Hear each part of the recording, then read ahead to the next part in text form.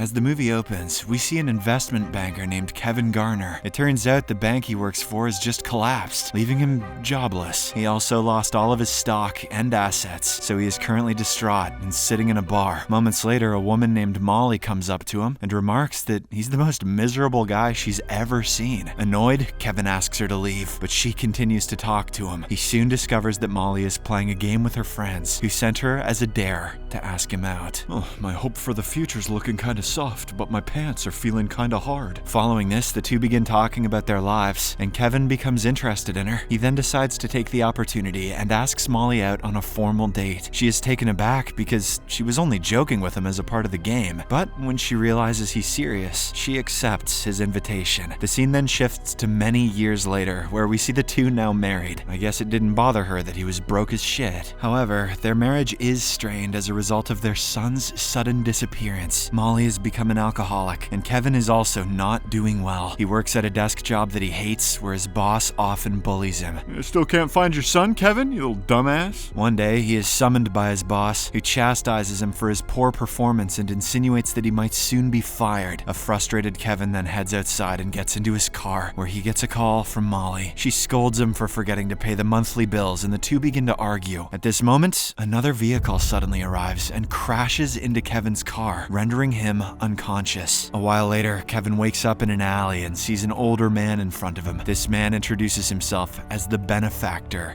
which makes Kevin laugh. However, the Benefactor says he's serious and he has a job for him. He then takes Kevin to the road, where there are shockingly no cars or people nearby, just like a post-apocalyptic world. When Kevin asks where everyone went, the Benefactor reveals that he's the one who has moved. He further clarifies that he has actually shifted Kevin to another reality and that they are now in a parallel universe. Following this, the two go to a restaurant where Kevin notices that everyone is scared of the Benefactor. A waitress named Tina comes to serve them, but the Benefactor forces her to eat some food. The poor girl has no choice but to comply with his orders. He then explains that for every choice a person makes, there are countless alternate realities where different choices play out. These decisions create endless possibilities, meaning that everything a person can imagine in their mind exists somewhere and at some point in time. He then reveals that there is a force capable of transferring people between these realities. After this, the Benefactor offers Kevin a job to become one of his shifters in exchange for his dream life. These are the people who have given up their souls and now work to trouble other souls by moving them to different realities. The Benefactor reveals that all other versions of Kevin have accepted this deal, and even Molly has been shifted twice. However, Kevin is skeptical and asks him to prove it by shifting Tina somewhere else. The Benefactor agrees and activates a device on his wrist called the Deviator. Tina begins crying and begs him not to do it, but he immediately shifts her to another universe where her parents never met and she was never born. Kevin is shocked, and when he notices Tina's parents crying, he feels terrible for his actions, as he friggin' should. What the hell, Kevin? It also finally dawns on him that the man is none other than Satan himself. What the hell does Satan have to do with the multiverse? The Benefactor now wants Kevin to become one of his shifters and offers him a lavish life. He explains that he can give him the best version of Molly, who will oblige to anything he says. However, Kevin rejects the offer and instead begins to seek help from God. This enrages the Benefactor, who starts yelling that he will pay for this. Kevin continues to pray until the man eventually vanishes. Mortified by his actions, he apologizes to Tina's parents and exits the restaurant. The scene then shifts to 5 years later, with Kevin still trapped in this dystopian reality. He is living under a fake name because he is infamous everywhere as the Kevin who refused. In this world, constant wars and destructive human activities have ravaged the majority of the planet, and people have no idea how to make cool nicknames. After millions of people vanished, the Benefactor has gained control of the world. Most people now live in impoverished cities under the harsh rule of his officers. Meanwhile, Kevin does manual labor during the day to make a living. He often tries to recreate Bible verses from memory and secretly shares them with his friend Gabriel. Even though spreading faith is illegal in this place, Gabriel is the only person he trusts and the only one who knows his true identity. Despite the hardships, Kevin remains optimistic that he will soon be reunited with his wife. One day, while going home, Kevin comes across an old man named Rousseau who is looking for his cat. Turns out Rousseau is the owner of a movie theater where he broadcasts live feeds from alternate realities. Kevin then books a session and begins watching people from different realities. Soon after, he comes across several versions of of Molly, each with a different profession. He notices one such Molly wearing a necklace that he gave to her during their marriage. This makes him realize that she's his actual wife. If there are really infinite branching timelines, then no, she's probably not. Seeing her after so long, Kevin begins crying and touches the screen, but his time suddenly runs out. He asks for more time, but Rousseau claims that his schedule's fully booked and asks him to come back in a few days. In the evening, Kevin is at a supermarket when he notices a little boy walking alone in the hallway. Moments later, the child disappears, causing Kevin to panic. He immediately alerts the mother, but she is confused and points out that her son is right next to her. Kevin insists that the child has been swapped, but the woman thinks he's crazy and leaves. This incident reminds Kevin of the time when he was at a supermarket with Molly and their son. When the couple got distracted for a moment, their son disappeared into thin air. The police searched for him everywhere, but all their efforts were unsuccessful. In the present, Kevin suspects it was the work of shifters and believes that his son is still alive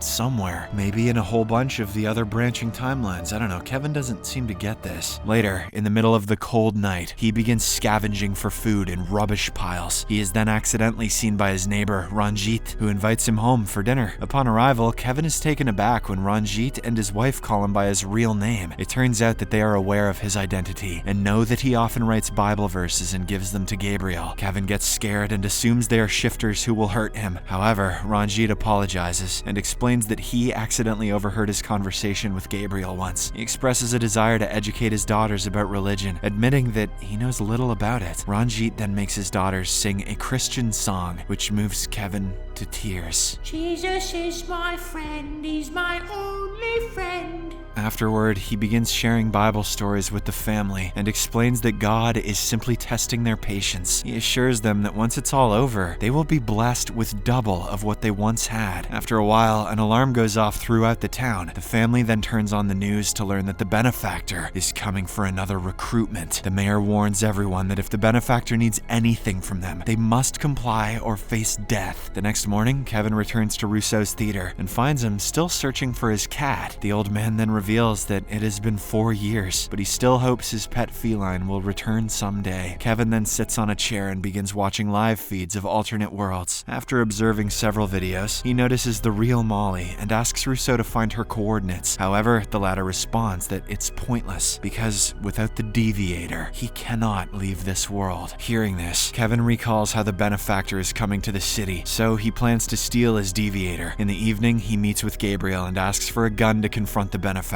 Gabriel thinks it's a self-kill mission and argues that he can't just shoot the demon. He decides to talk him out of it, but Kevin is adamant in his decision. In the end, Gabriel gives in and offers him his gun. The next day, Kevin arrives in front of a cafe where the Benefactor's recruiting a guy. The place is guarded by the police, but he somehow manages to sneak inside. However, to his shock, he walks into a motel room instead of a cafe. He tries to leave, but the cops outside fire at him, forcing him to retreat. Kevin becomes frustrated and begins smashing things around the room. He soon starts crying and scolds God for testing him like this. Just then, the Benefactor shows up and takes the gun from his hand. He also summons Gabriel and asks if he gave Kevin the gun. However, Gabriel responds that he doesn't even know this man. The Benefactor then begins mocking Kevin for trusting his writings to such a coward. He says that what he has been doing for the past 5 years is pointless and asks him to give up. The Benefactor claims that God does not care about him and that he will only be free if he becomes a shifter. However, Kevin remains adamant in his beliefs and refuses to sell his soul to the devil. Just then, someone knocks on the door, and when Kevin comes out, he sees several armed officers. He sees them shooting at Ranjit, so he rushes back to the room and urges Gabriel to take cover. Unfortunately, the latter is also killed in the gunfire, and Kevin discovers a deviator in his hand, revealing that he was also a shifter. He quickly uses it to transport himself to another world. In the next scene, Kevin falls into a lake and soon realizes that this is not his world. He then activates the device again and ends up in a psychiatric clinic. There, he is greeted by Dr. Gabriel, who asks him to go back. When Kevin refuses to comply, many versions of Gabriel arrive and begin firing at him, but our hero somehow manages to escape from there and hides in a room. There, he comes across Tina, who seems deranged and has suffered a lot. She quickly recognizes recognizes him and blames him for her situation. Tina then asks him to send her back to her parents, but the Gabriels show up again, so Kevin quickly activates the device and travels to another world. This time, he arrives at the home of another Kevin, who is a shifter and living a lavish life. He tries to sneak and watch, but his doppelganger quickly recognizes him and aims a gun at him. The man threatens to shoot him if he doesn't return the deviator. However, Kevin quickly activates the device and returns to the same dystopian world from before. He notices Ranjit being driven away in an ambulance and discovers that he was shot because of his involvement with Kevin. The cops notice him, so he runs away from there and arrives at Rousseau's theater. Kevin claims that he has the device and urges the old man to send him home quickly. Meanwhile, the cops also arrive at the scene and prepare to attack, but with Rousseau's help, Kevin manages to travel back to his original world. In the next scene, he finally meets his wife, who is shocked to see him after all these years. She asks where he was, and Kevin responds that he was stuck in another world. Molly, of course, doesn't understand, so he simply apologizes for neglecting her in the past and asks for a second chance. Although she seems to still love him, Molly responds that she has found someone else now. Kevin desperately tries to persuade her, but the Benefactor suddenly appears and takes him away from there. Moments later, Kevin finds himself back at Rousseau's theater with officers all around him. The Benefactor then summons Tina into this world as well. He tells Kevin that although he acts almighty and talks about God, he is selfish deep down, just like everyone else. He then holds Kevin at gunpoint and makes a final offer. He must choose between going back to Molly or sending Tina back to her family. He encourages Kevin to be selfish and choose his own life instead of caring about some random girl. Hearing this, Kevin finds himself in a dire situation as he feels responsible for Tina's suffering. She is a young girl who has been through so much after being separated from her family. While he is deliberating, he notices that Rousseau has finally found his cat. This makes Kevin very happy, and he realizes that it is a sign of hope that he has been waiting for from God. Only Kevin could connect the dots between a cat and God. After this, he boldly declares that he wants Tina to go back to her family again. The Benefactor is disappointed by Kevin's decision, as he wanted him to be selfish and let evil win. Filled with rage, he grabs a gun and proceeds to shoot him. But just then, a divine power intervenes, and Kevin is transported to another world. He finds himself in a bar where Molly is drinking alone. Kevin approaches her and says that she